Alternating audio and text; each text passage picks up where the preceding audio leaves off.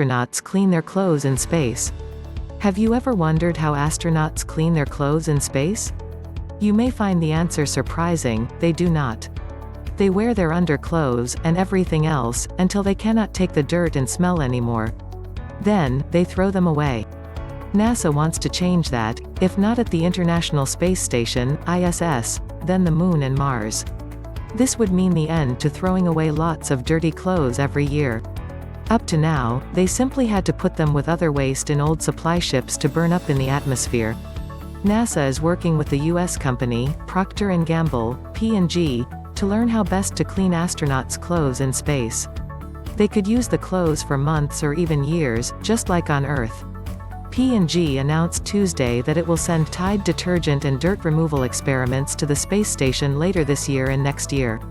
The battle against dirty and sweaty clothes in space has begun.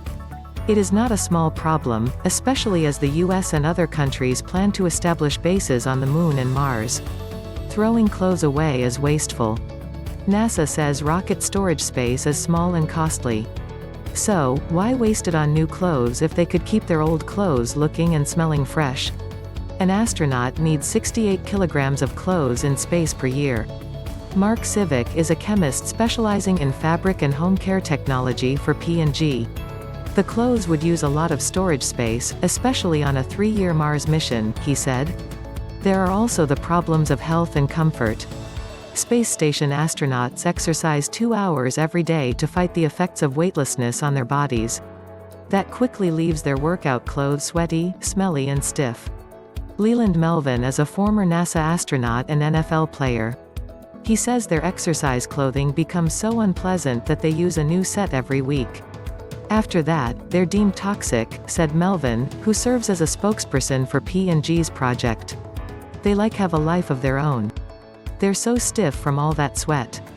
While NASA and the other space station partners have researched ways to lengthen wear time with special antimicrobial clothes, that is not a long-term solution.